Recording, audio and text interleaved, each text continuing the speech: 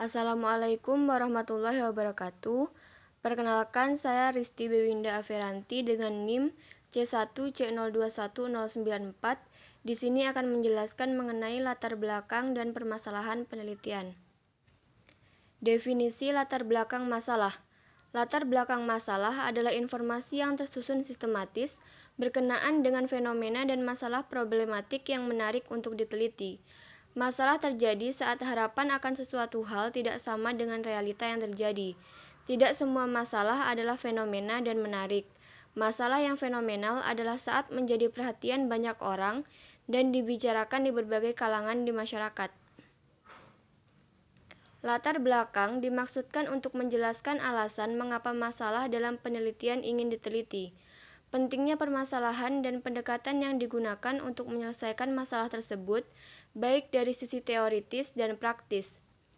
Latar belakang masalah penelitian berisi informasi tentang suatu masalah dan atau peluang yang dapat dipermasalahkan agar ditindaklanjuti lewat penelitian, termasuk hal-hal yang melatar belakanginya.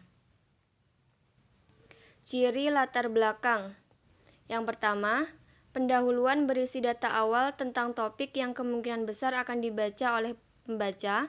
Yang kedua, latar belakang studi membahas secara mendalam tentang topik tersebut, sedangkan pendahuluan hanya memberikan gambaran umum. Yang ketiga, pendahuluan harus diakhiri dengan pertanyaan, maksud dan tujuan penelitian, sedangkan latar belakang tidak boleh, atau kecuali dalam beberapa kasus di mana latar belakang terintegrasi ke dalam pengantar. Jenis latar belakang. Yang pertama, budaya.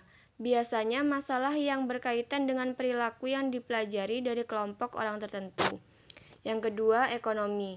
Masalah yang terkait dengan sistem produksi dan pengelolaan kekayaan materi dan atau kegiatan bisnis. Yang ketiga, histori. Masalah yang berkaitan dengan waktu di mana sesuatu terjadi atau diciptakan dan bagaimana hal itu memengaruhi cara menafsirkannya. Selanjutnya, filsafat. Masalah yang berkaitan dengan klarifikasi tentang hakikat keberadaan atau fenomena yang berkaitan dengan masalah penelitian. Selanjutnya, fisik. Mencerminkan keadaan ruang di lingkungan sekitar dan bagaimana hal itu memengaruhi cara Anda melihatnya. Selanjutnya ada politik, masalah yang menyangkut lingkungan di mana sesuatu diproduksi yang menunjukkan tujuan atau agendanya. Selanjutnya ada sosial, masalah yang berkaitan dengan lingkungan, orang yang mengelilingi penciptaan sesuatu, mencerminkan bagaimana orang-orang di sekitar sesuatu tersebut menggunakan dan menafsirkannya.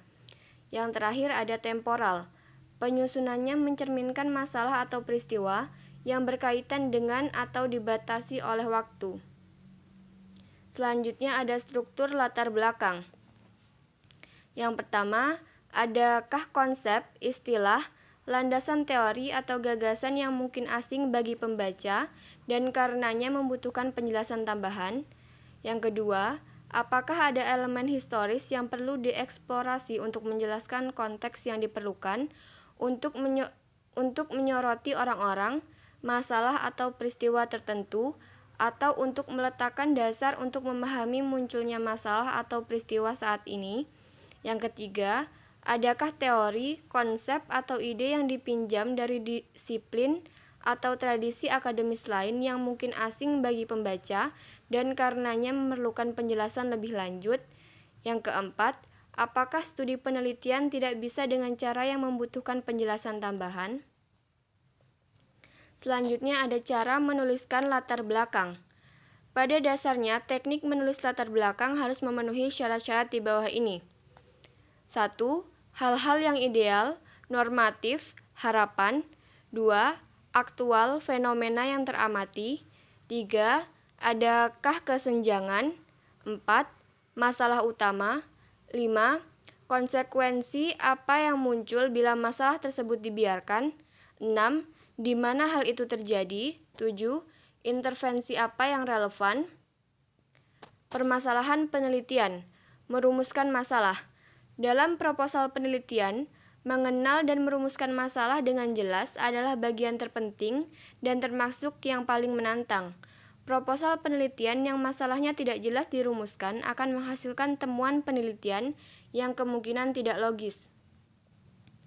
Ada beberapa kondisi yang bisa dilakukan untuk membuat rumusan masalah, yaitu sebagai berikut. Yang pertama, masalah biasanya dirumuskan dalam bentuk pertanyaan. Yang kedua, rumusan masalah hendaknya jelas dan padat. Yang ketiga, rumusan masalah berisi implikasi adanya data untuk memecahkan masalah. Yang keempat, rumusan masalah merupakan dasar membuat hipotesis.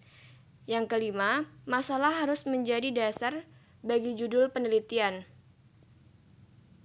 Ciri-ciri perumusan masalah yang efektif adalah: pertanyaan penelitian harus menarik atau aktual, ada paradoks dan sejauh mungkin diterapkan pendekatan yang berbeda. Yang kedua, pertanyaan penelitian harus relevan dengan topik penelitian yang dikaji dan diperkuat dengan maksud untuk mengisi potongan teka-teki yang hilang atau membuat hubungan antara fenomena sosial yang dikaji. Yang ketiga, pertanyaan penelitian harus diformulasikan dengan jelas. Buat pertanyaan yang membumi dan batasi variabel yang diteliti.